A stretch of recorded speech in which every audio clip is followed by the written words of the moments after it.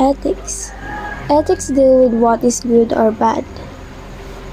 Ethics is how we ought to behave and live our lives.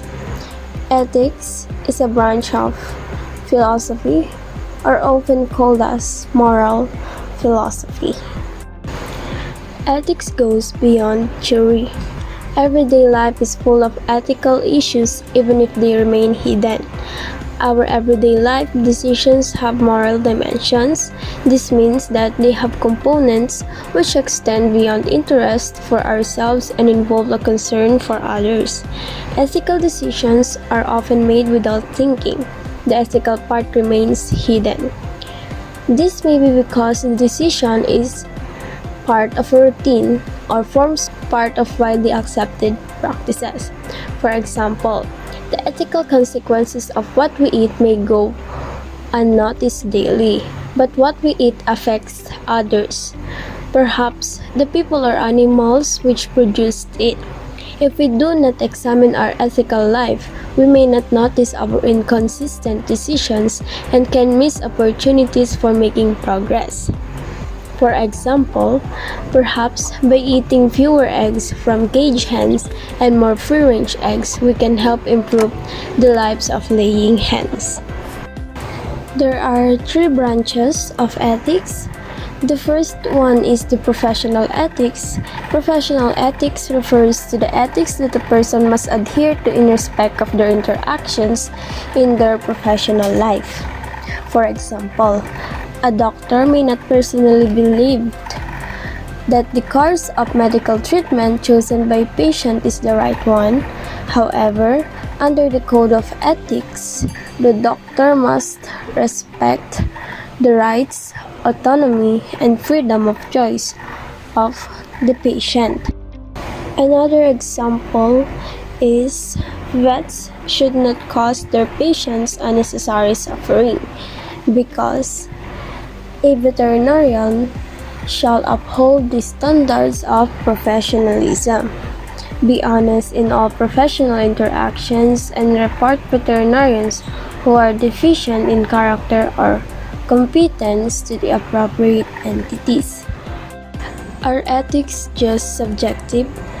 Ethical judgments may not be reached in the same way as scientific facts, but there's a large agreement between different ethical theories and even between cultures on what is right and wrong. For example, versions of the Golden Rule, do unto others as you would have done unto yourself, are found in almost all religions and ethical systems. Indeed, ethics as glue holding societies together. Are ethics just preferences? This requires little rational defense and does not attempt to compel others to do the same. It does not matter if anybody else feels the same. However, the sentence, "we ought not to kill healthy animals," does require rational justification and attempts to say what others ought not to do. The practice of moral justification suggests an impartial standpoint. Its justifying reasons must be recognized not just by the person making them, but by persons generally. Self-interested acts are not considered by most moral theorists to be ethical justifications. For example, it would be hard to claim that I euthanized the dog to ensure that my sleep was no longer disturbed. However, certain self-interested acts may be compatible with more broadly based ethical principles and therefore be ethically defensible. For example, I amputated the dog's severely injured leg in order to secure the fee, could be ethically justified by the addition of and to save the dog from further suffering. Ethical dilemmas are situations in which possible course seems to be morally wrong. For example, a vet suspects that a cat owning client has been cruel to his pet on being presented with the badly injured cat by the owner. If the vet reports the owner to the authorities for breaking the country's animal cruelty law, the vet would be breaking the normal professional rules of client confidentiality. However, if the vet just treats the cat and ignores the fact that the injuries were deliberately inflicted, the vet seems to be letting the client get away with an immoral and illegal act.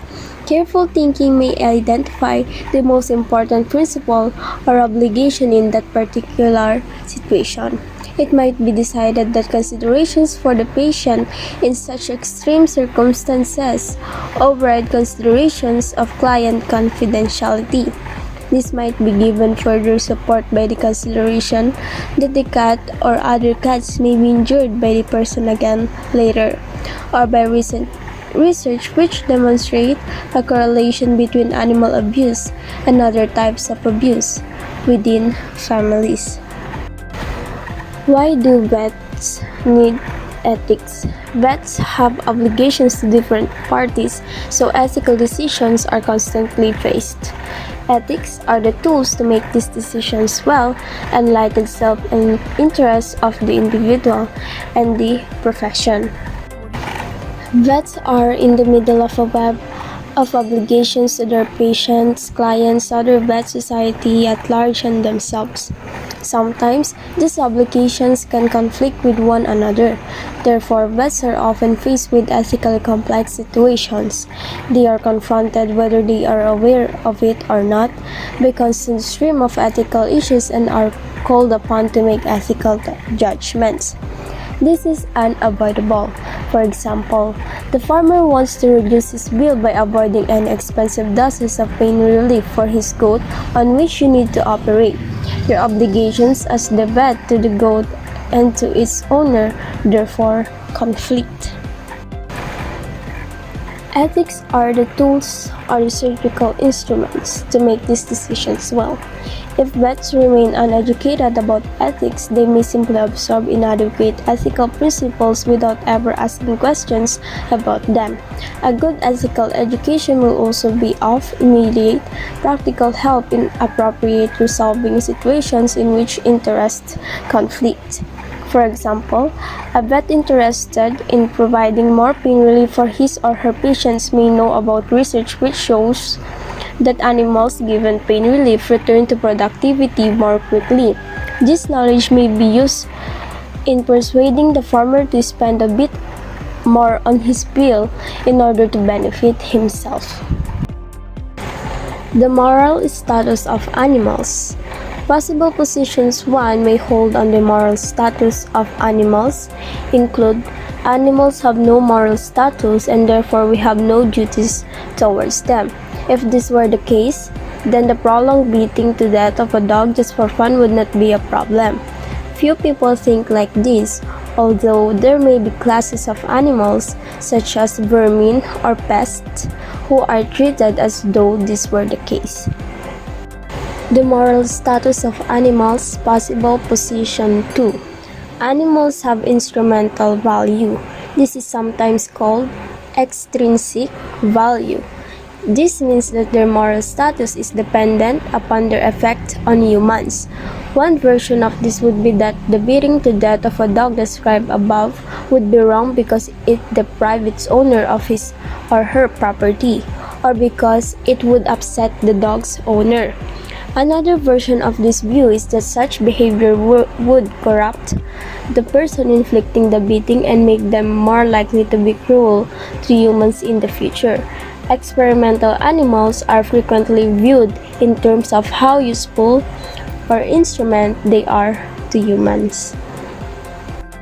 The moral status of animals, possible position 3. Animals have intrinsic value. This means that the animal matters for its own sake, never mind its effect on others. This could mean that making the dog suffer without good reason is wrong, whether or not the owner or anyone else was affected. Humans are often said to possess this sort of intrinsic value. For example, don't beat the dog as it would hurt it, and this matters. Sentience is a word that in essence describes a being that have the capacity to feel, and it is actually thought by many to be the minimum requirement for moral status.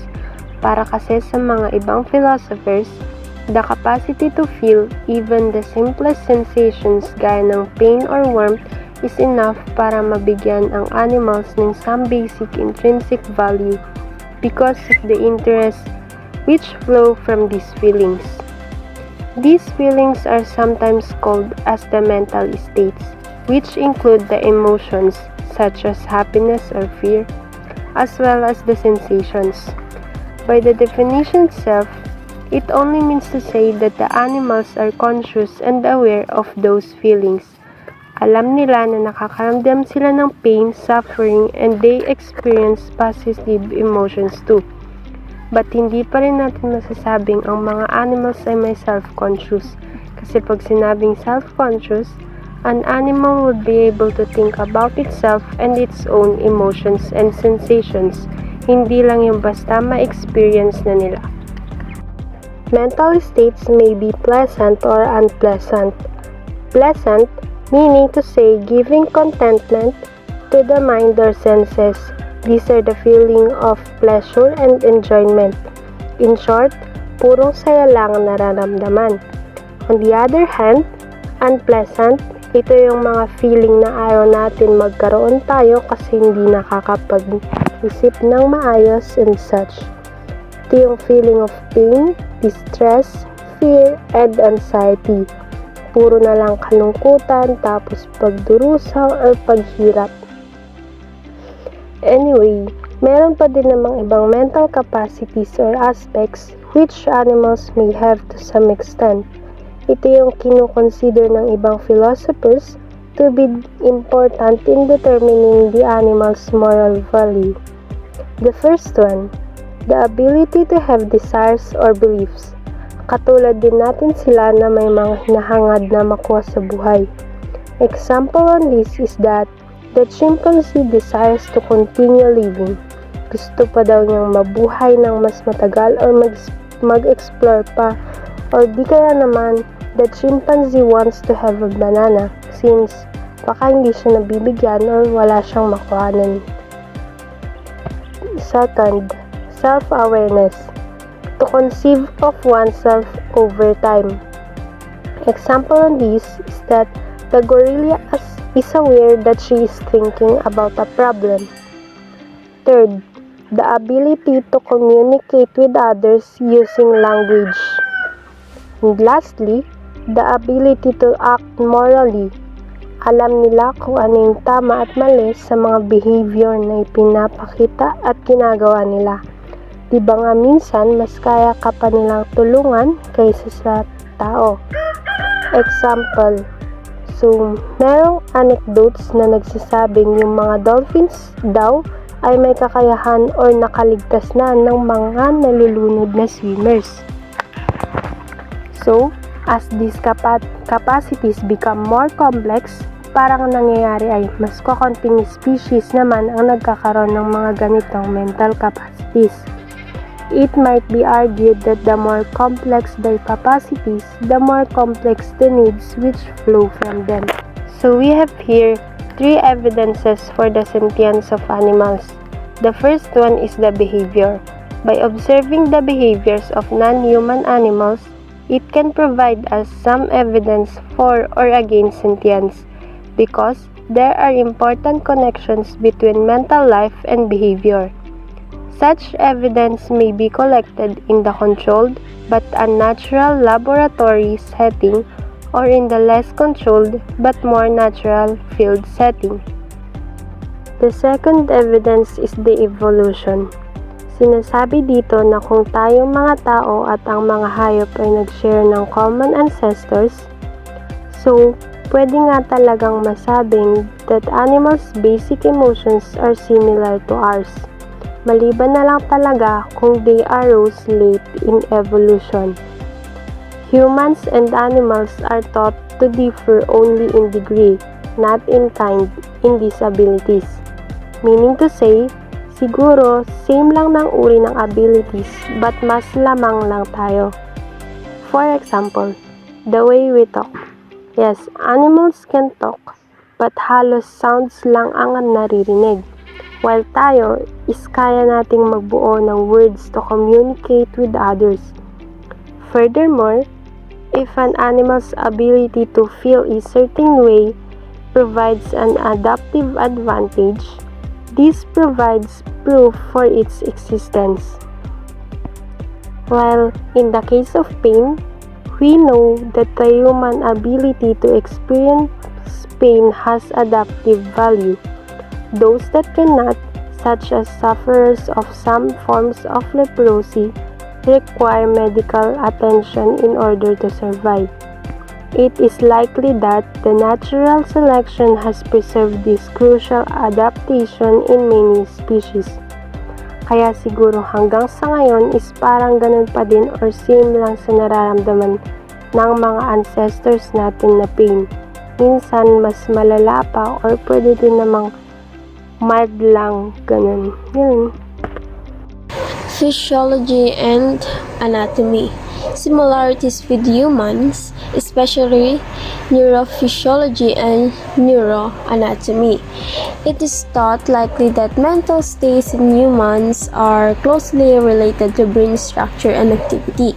The existence of very similar neurological structures in other animals constitutes some evidence that they can have the same sorts of mental states as humans. For example, the neuroanatomical structures and neurochemicals implicated in human pain behavior are commonly found in vertebrate species. It must be noted, however, that it is impossible for similar mental states to be achieved by a variety of different neurological structures in different animals. Therefore, the absence of, say, nerve fibers of an identical type to those responsible for transmitting pain sensations in humans does not completely exclude the possibility of an animal experiencing pain. Here are some important concepts that is worth considering when we are talking about the animal ethics. The first one is the anthropomorphism, which is actually another way to use in discussing the welfare of our animals. Why? It is because anthropomorphism is a term that we can use when we're talking about animals as if they have human characteristics. We are treating them as little humans. Kaya minsan, we use our own human preferences in deciding what are the animals need. But we may make errors or wrong of choices sa ganitong paraan. Hindi naman kasi lahat ng sa tingin natin ay tama para sa kanila ay tama talaga. Minsan, ito pa ang mas nagiging reason kung bakit sila mas nagsasuffer, diba? For example, it was predicted that chickens would prefer white gauge rectangular wire underfoot. Kaya nga lang, preference trials discovered they actually preferred narrow gauge chicken wire. Kung di pa dahil sa pagkandak ng isang trial, hindi natin ito malalaman, right? At baka until now, yung wide gauge rectangular wire underfoot pa din ang gamit. Next example, the luxuriantly painted jungle backdrop in the zoo enclosure. It may be full visitors that the exhibit is natural. However, the animal within the enclosure that has a monochromatic vision but have an acute sense of smell may not be so easily fooled by it. At hahanap-hanapin pa rin nila yung natural habitat nila. The next concept is the speciesism. So dito na pumapasok yung isang argument kanina na sinasabing Homo sapiens lang daw ang may karapatang magkaroon ng intrinsic value. It only means to say that their arguments is one form of discriminating animals.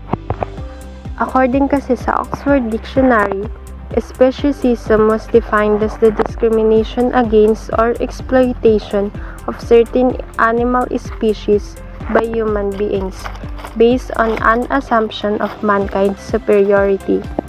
It simply means to say that We are undervaluing or binabaliwala natin yung buhay ng isang living being or we disregard her suffering dahil lang sa hindi siya belong sa isang given species such as the human species.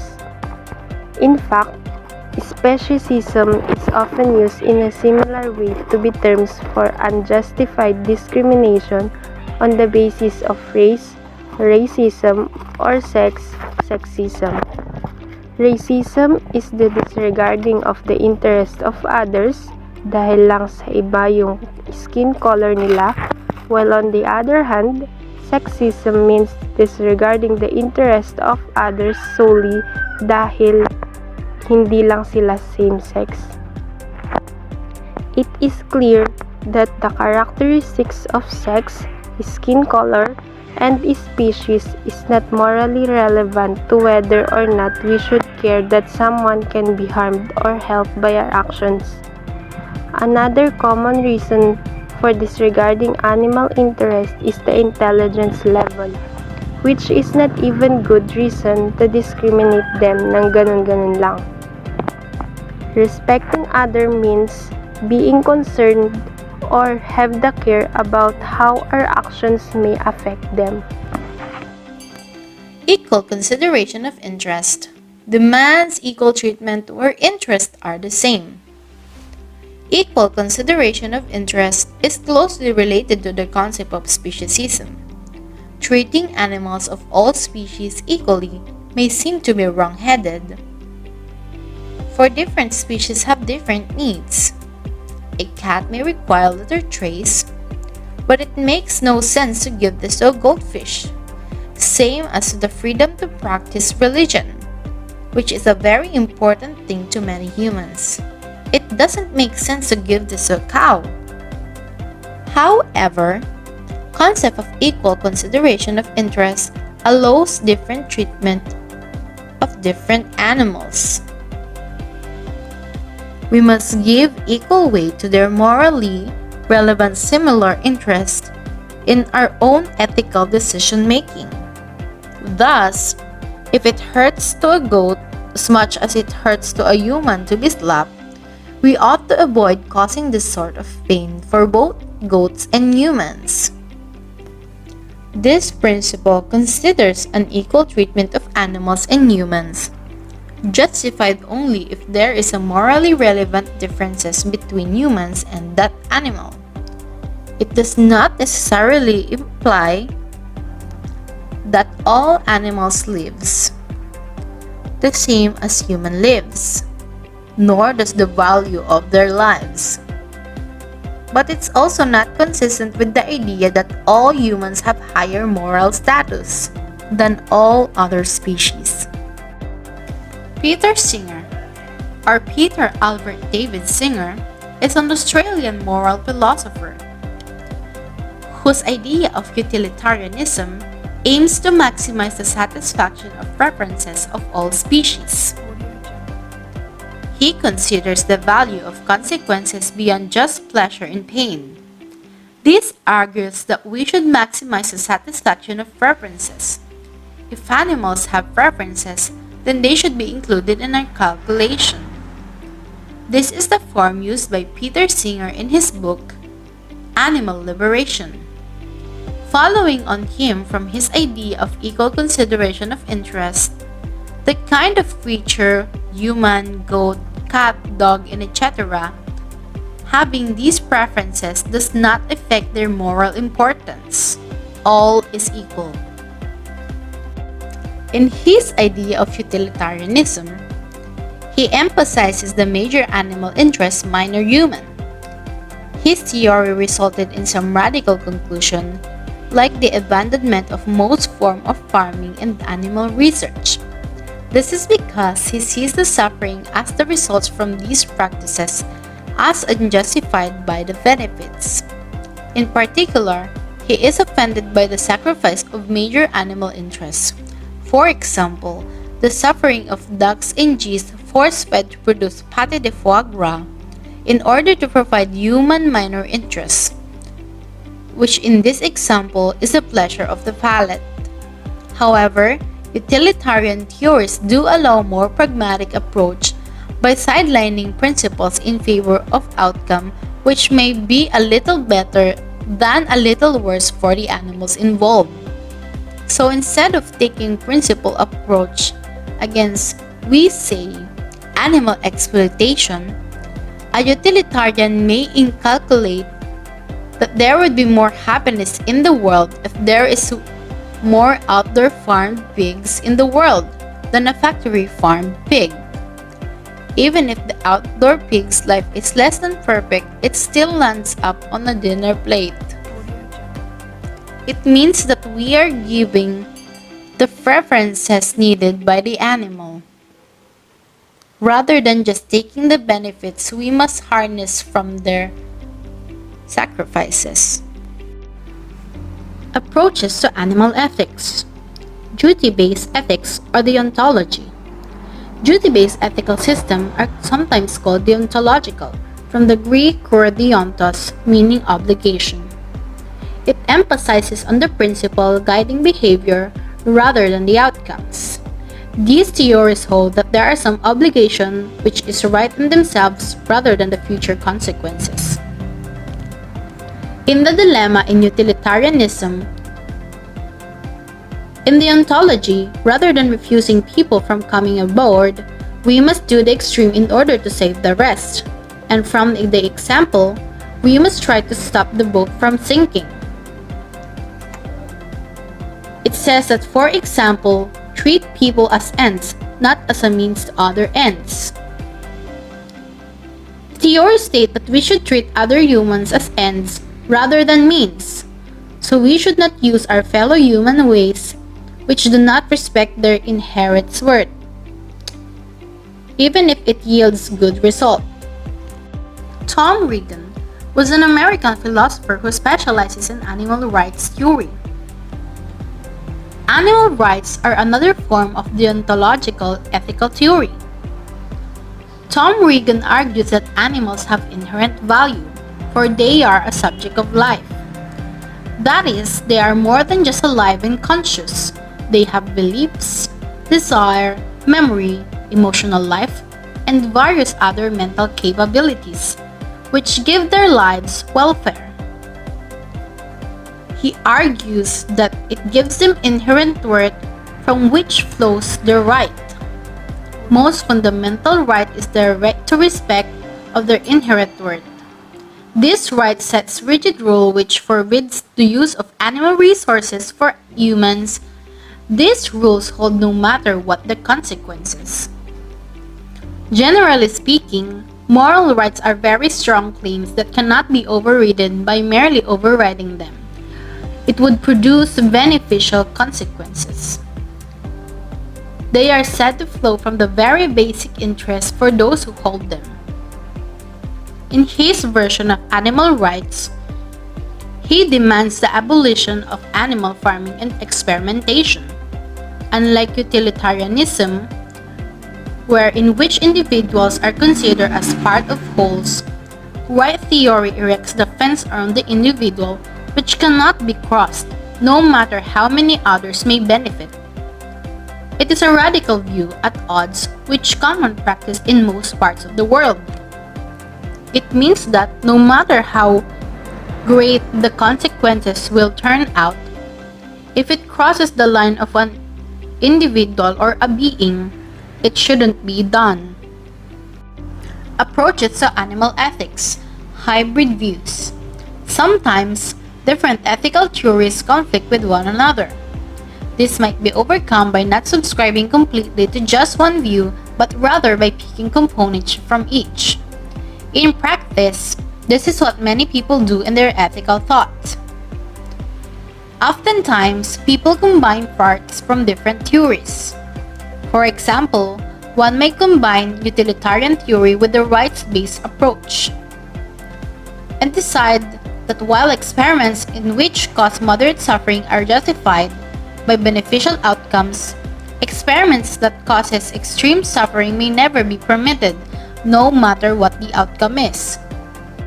Bernard Rollin, also an American philosopher, in his book An Introduction to Veterinary Medical Ethics, calls for a hybrid views of utilitarian and deontological ethics for animals. This view would allow the continuation of farming where ancient contract of mutual advantage between stock person and stock is maintained. This ancient contract of husbandry is the provision of shelter, food, comfort, and all other needs of a dairy cow in exchange of her milk.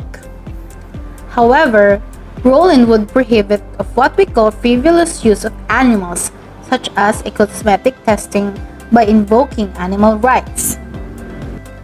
Still, combination of utilitarianism and rights, there are certain practices which may not be able to be justifiable by any consequences. It means that combining elements of this theory may not allow absolute logical consistency. Approaches to animal ethics. An ethical matrix. One approach to try and evaluate ethical problem in animal is an ethical matrix. In the matrix, different ethical theories are represented by column and the different parties to the ethical problem in row. The intersection of each column and row then represent a different dimension of the ethical problem. As many columns and rows can be added as ethical theories, principle, or parties to the problem are identified. The matrix may not be able to find a solution to the problem, but it helps us to explore all its different aspects. In the ethical matrix given, we can identify three ethical theory or principles such as utilitarianism, autonomy, and fairness or justice. And we could also identify three different parties related to the problem, such as animal, consumer, and producer.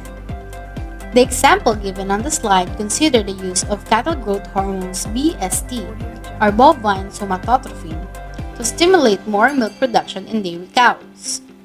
Under the utilitarianism, the welfare of the cow can be considered.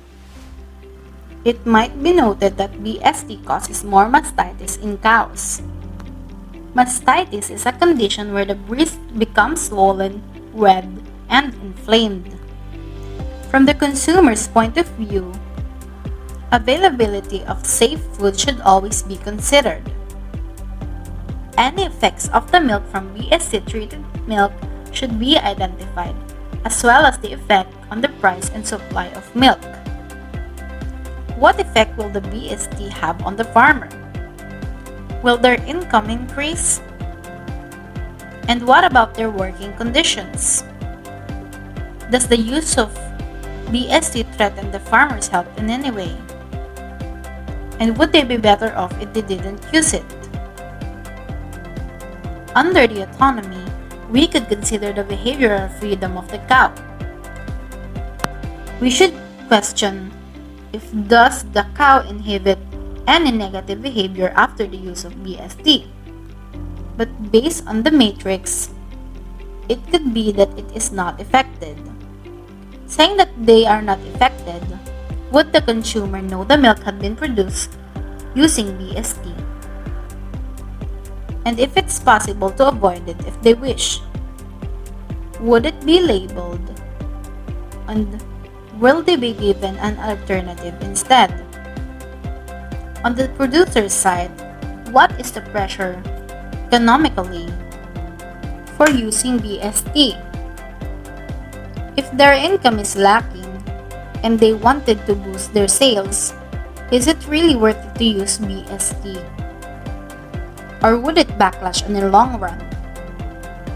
Is there some legislation or laws that against in the use of BST? And how does it affect the farmers? Are they free from choosing to adopt or not adopt the certain practices such as BST?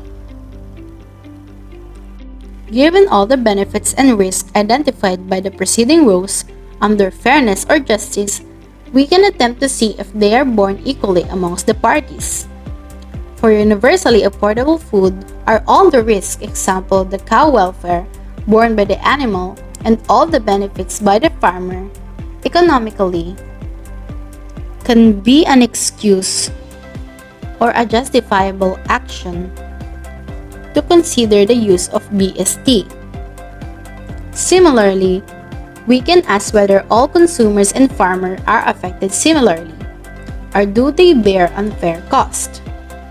This example demonstrates that although matrix does not solve our problem, it can be used to raise questions about many aspects of the problem, and then fuller consideration can be given.